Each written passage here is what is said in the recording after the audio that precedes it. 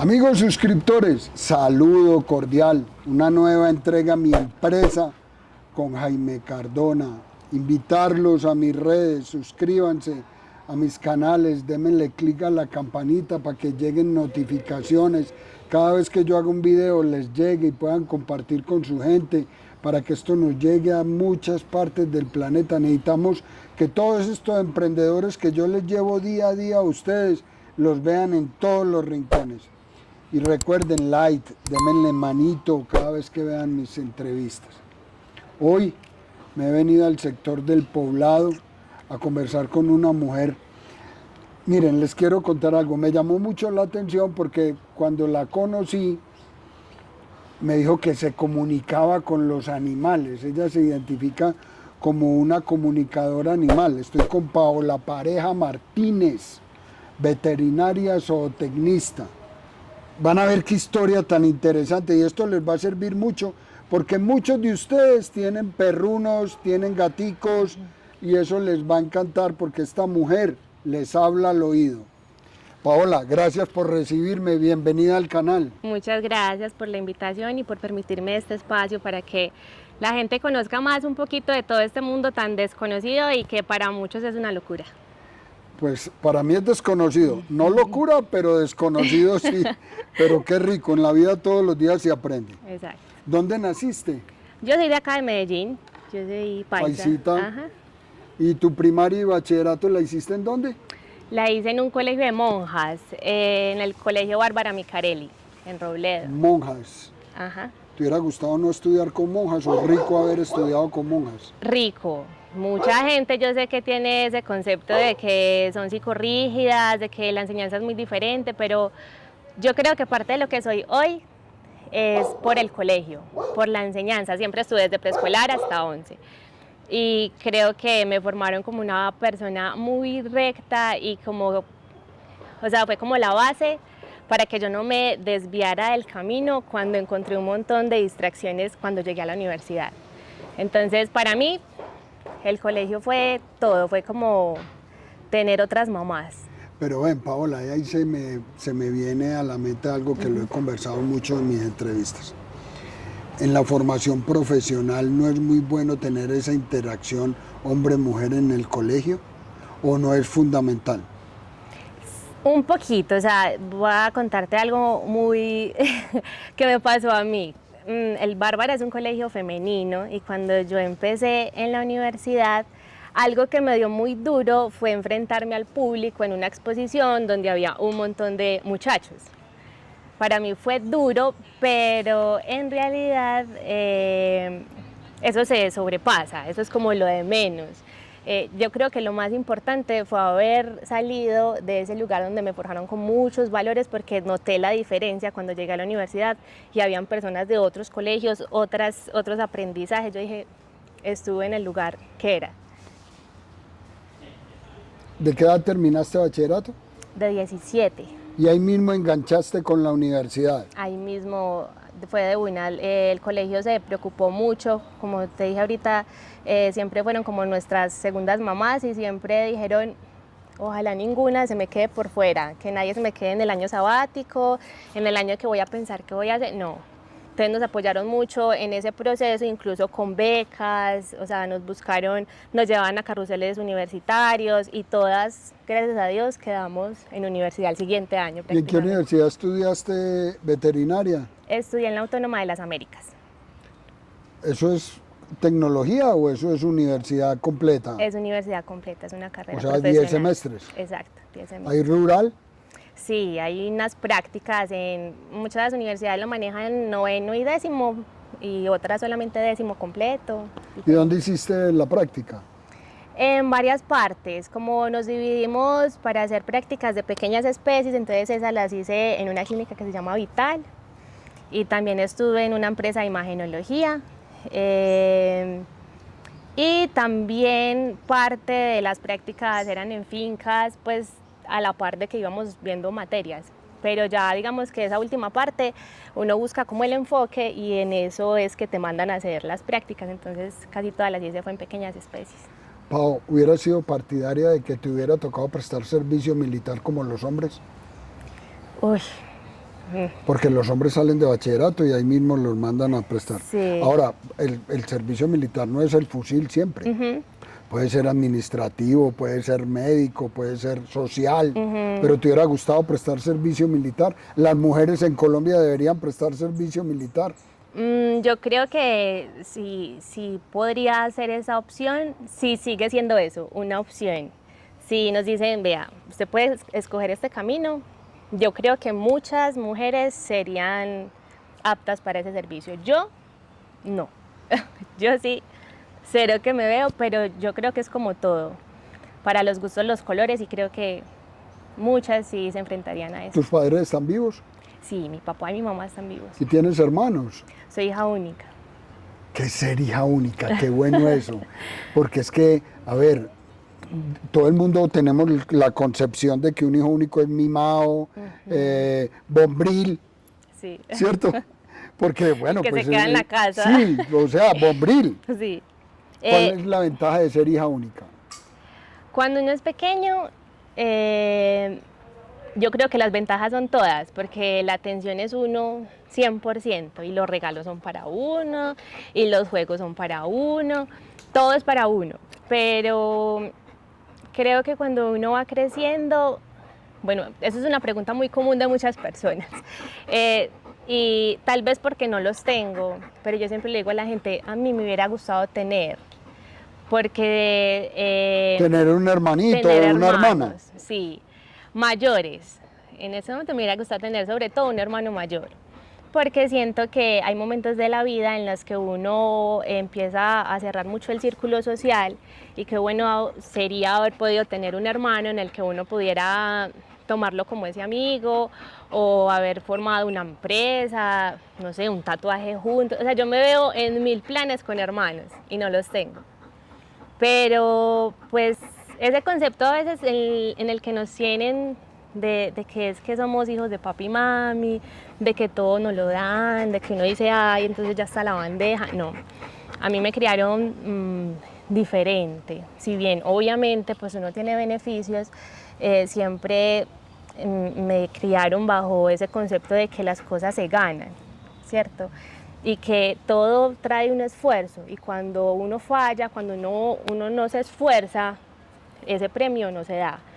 Entonces, por ejemplo, en el colegio, yo estudié en un colegio privado toda mi vida, pero era bajo esa condición. Mi mamá me decía, lo único que usted tiene que hacer en la vida es estudiar, ¿cierto? En ese momento. Entonces, por ende, se hace bien.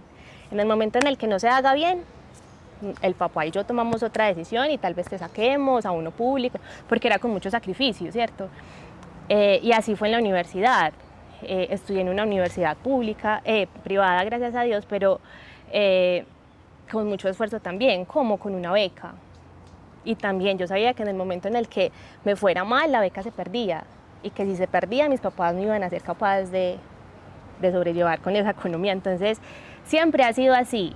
Desde el primer celular, a mí nunca me regalaron un celular, todos los he comprado yo.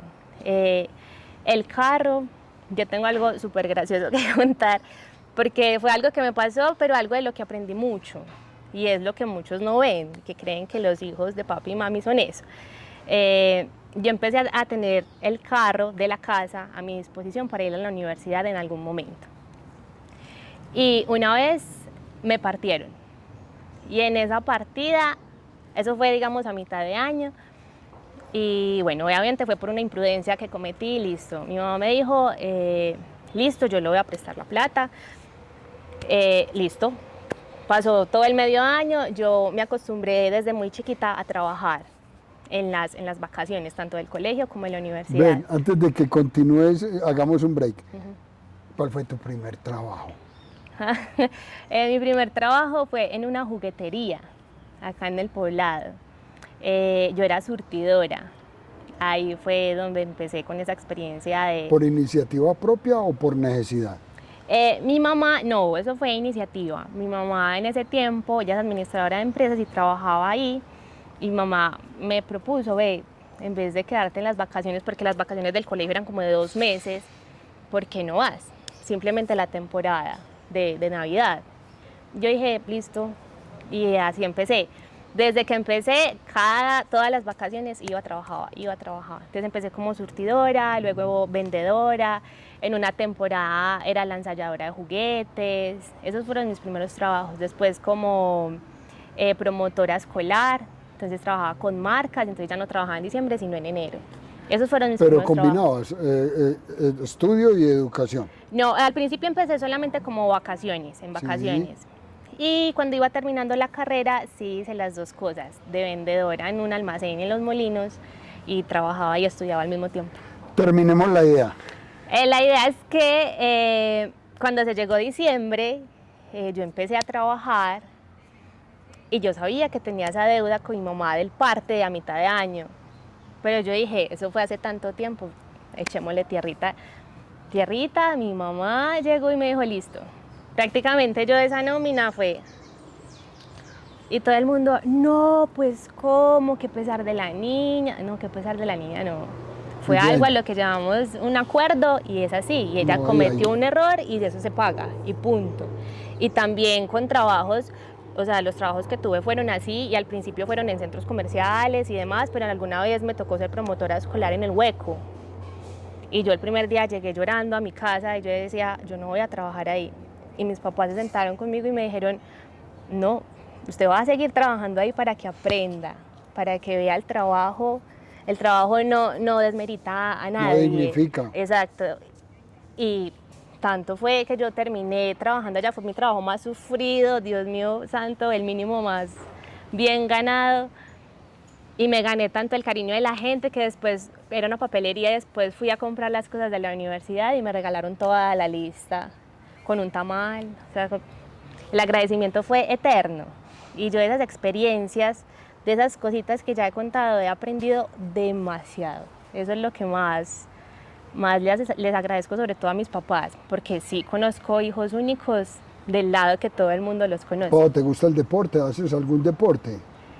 En este momento lo que hago mucho es salir a caminar. En algún momento fui nadadora, competía, tuve un problema en una rodilla, no pude seguir haciéndolo, pero siempre me muevo, siempre estoy en clases de baile, siempre pues como que me gusta estar muy inquieta con varias cosas. ¿Un buen profesional debe de tener su profesión y un deporte? ¿Deben de ser símil para tener una mente más despejada, más clara, o no es fundamental? Para mí sí lo es, sobre todo en la carrera en la que yo estoy. Es muy fácil dejarse llevar por la rutina, estresarse con los pacientes, con los propietarios que cada vez son más difíciles. Y yo creo que es fundamental que uno busque salirse de esa rutina, así se incomode. Entonces yo eso es lo que trato siempre de hacer. Yo estoy en clases de baile y una vez a la semana practico ukelele. Todo el mundo, pero qué extraño yo. Sí, yo empecé a... Cuéntanos, ¿qué es que lele? Ukelele es un instrumento que se parece a la guitarra, pero es más pequeño. Es muy usado Como como lo para... que usan los de los incas o los bolivianos. Es más como relacionado con temas de playa. Oh, ya. Entonces es guitarra pequeña, tiene solamente 4 cuerdas, pero eso sirve para tocar O sea, lo ¿te que gusta sea. la música? Por ahí tengo un poquito de gusto porque mi papá es artista y es músico, entonces por ahí me gusta. ¿Estás solterita o casada? No, yo estoy en novia, pero no casada. ¿Y no tienes hijos? No, no tengo hijos. ¿Te gustaría tener hijos? Sí, esa es una pregunta que en algún momento yo creo que varía según la etapa en la que uno esté. Y en un comienzo, digamos recién en el colegio, yo decía un hijo, un hijo, un hijo. Luego pasé a la universidad y fue como que no, tal vez no. No es el momento. No es el momento y como que no lo veía así. Pero en esta etapa de la vida en la que estoy, yo digo, sí, rico, podría ser. No me niego a la posibilidad, como muchas amigas que tengo que ya son operadas y dicen no, rotundo, no. No, yo me enternezco mucho y soy muy empática incluso con los Ya que niños. tocas el tema de que son operadas, ¿tú estás de acuerdo con el aborto? No, definitivamente no. Bajo ninguna circunstancia. No, desde mi posición, ¿cierto? No quiere decir que yo no me encuentre en eso y yo cambie, porque yo digo, todo depende de cómo suceda, cómo le pase, cada caso es particular. Pero desde ese punto yo creo que las cosas pasan y la gente tiene diferentes maestros en la vida. A veces hay maestros del dolor, hay maestros de la tristeza, maestros de la depresión, y simplemente uno como alumno decide cómo afrontarlo. Entonces, no estoy de acuerdo porque eso va en contra de ese pensamiento. Sería como interrumpir algo que la vida te está enseñando, de lo cual debes aprender. ¿Por qué pasó? No tenemos la respuesta inmediatamente, pero yo sé que a pesar de que van pasando los años, uno va entendiendo el por qué y el para qué. Mi papá siempre me dice eso: no pregunte el por qué, sino para qué. Entonces no estoy de acuerdo. Muy bonito esa reflexión. Ven, terminas tu universidad, ¿qué te pones a hacer? Yo termino la universidad y estaba en una empresa de imágenes diagnósticas, trabajaba en radiografía y ecografía, y en esa empresa me dejan vinculada.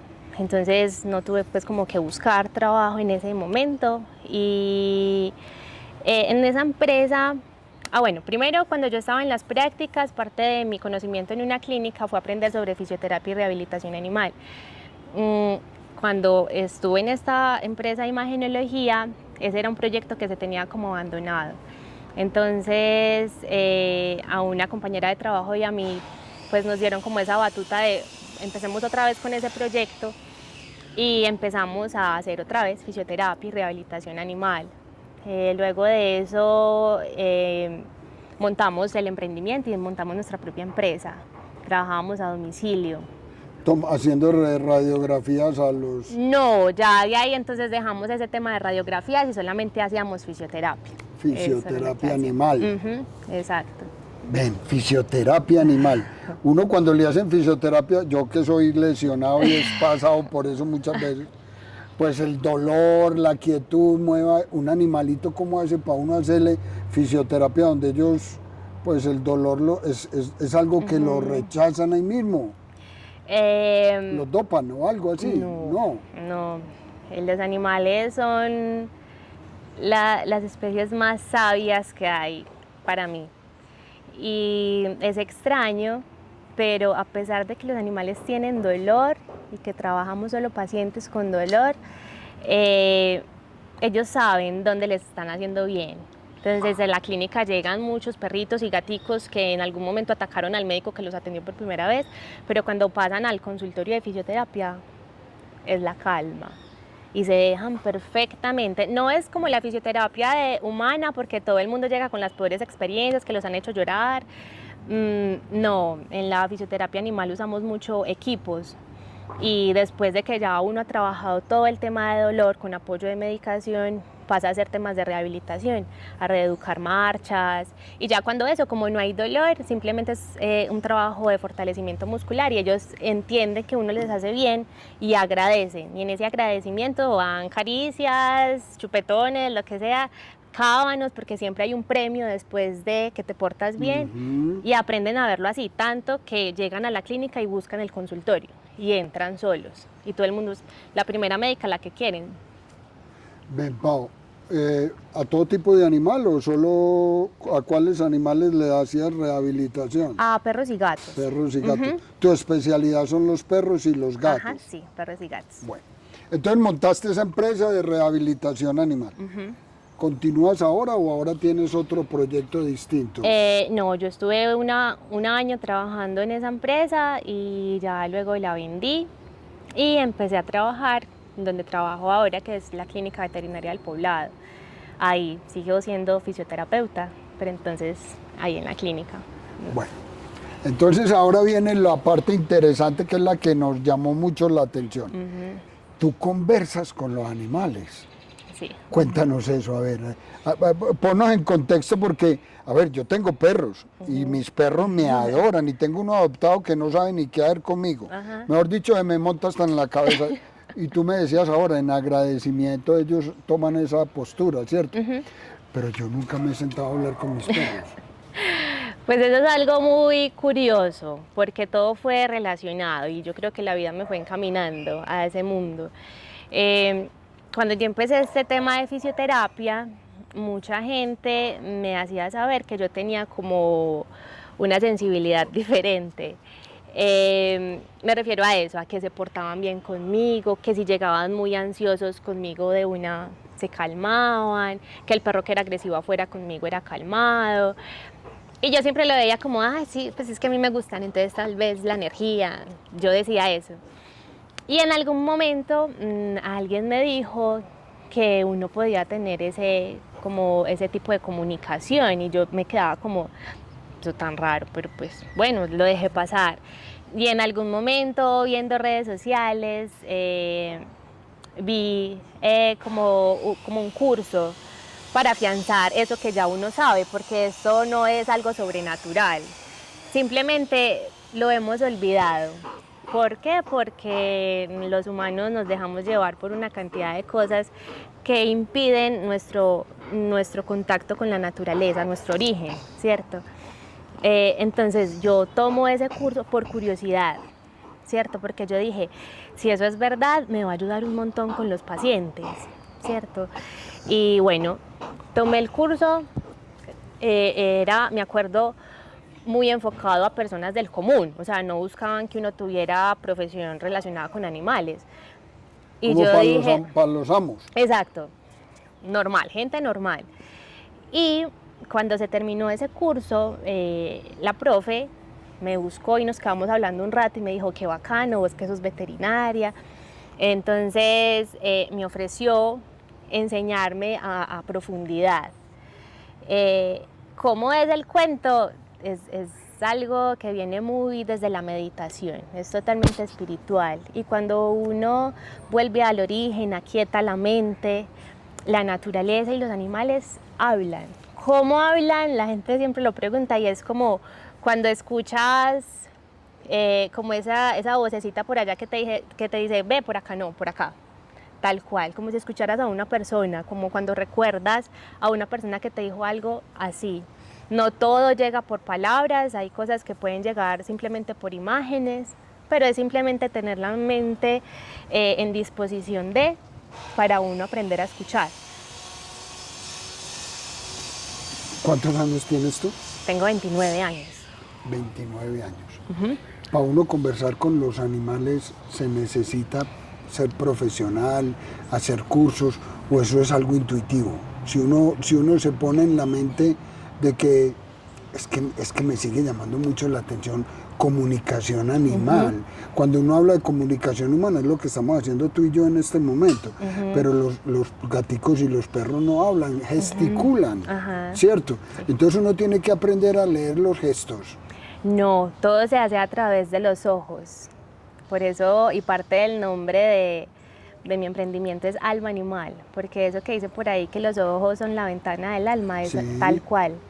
Y todos podríamos hacerlo, simplemente que necesitamos una guía, porque estamos tan embolatados en un montón de cosas que jamás nos detendríamos a mirar qué me está diciendo, jamás.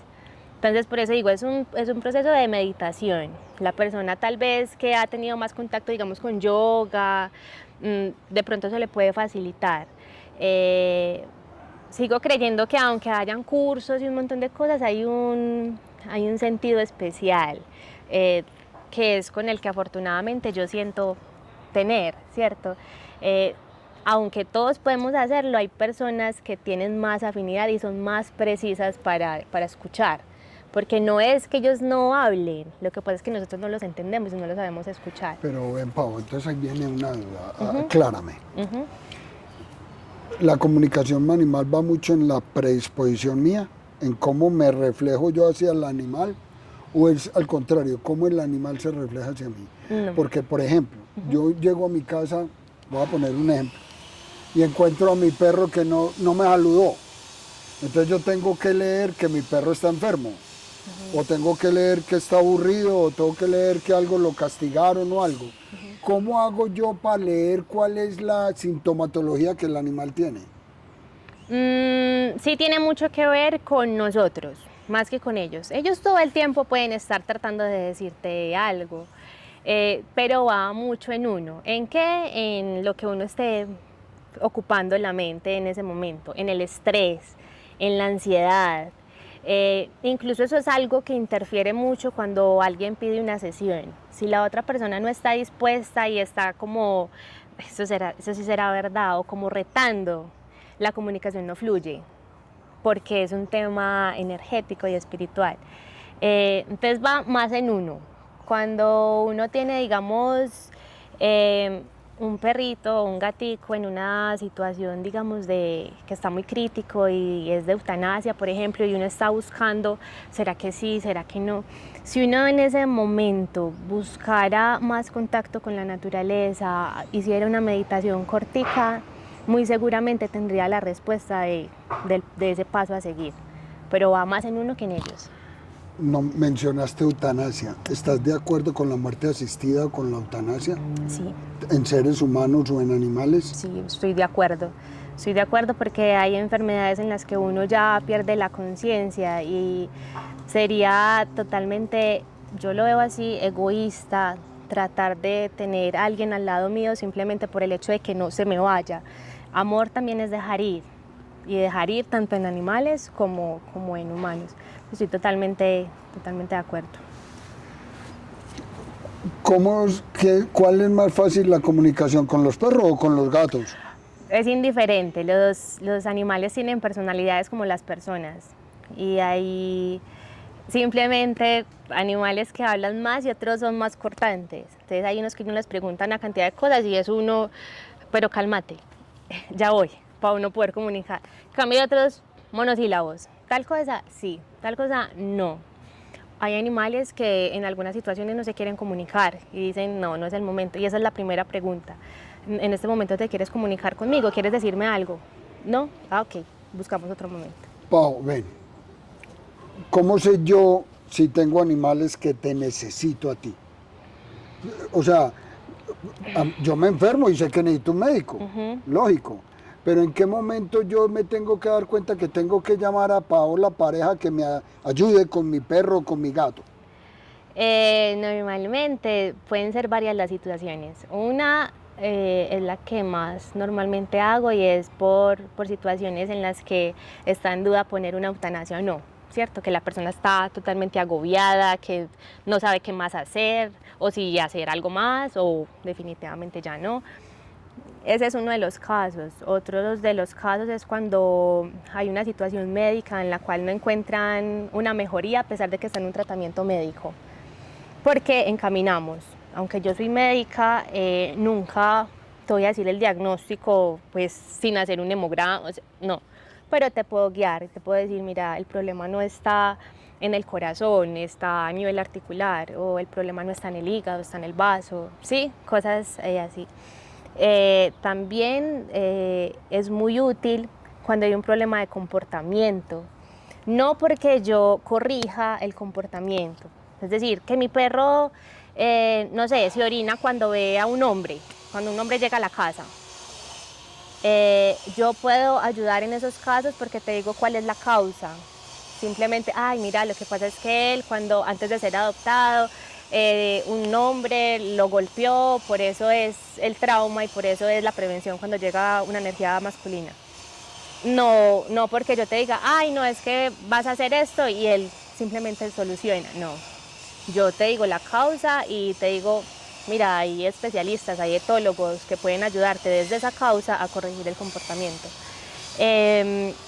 También es muy útil cuando la gente simplemente no tiene una situación tan tesa, sino que solamente curiosidad. La gente siempre pregunta, ay, es que yo quiero saber con cuál de la casa tiene la misión, porque ellos son ángeles y traen una misión, que no necesariamente es la persona que lo trajo a la casa, que no es la persona que toma como humano de compañía. Puede ser simplemente, yo traje a este perrito, pero la misión de ese perrito puede ser con mi mamá o con mi abuela, ¿sí? Entonces, esa es una pregunta muy común. O que, por ejemplo, ¿a quién quiere más? Porque la gente siempre pregunta que si le gusta el concentrado que le estoy dando, que si le gusta cuando lo dejamos en la guardería, que cómo se la va con tal persona. O sea, por curiosidad, funciona perfectamente. Simplemente es eso, no creo que sea un tema para todo el mundo porque hay gente muy escéptica y muy, ¿eso qué va a hacer eso? Como yo en algún momento cuando tomé el aprendizaje, yo dije, lo voy a hacer por curiosidad y terminó siendo algo que me cambió totalmente la vida y que cambia totalmente la vida de quienes hacen una sesión.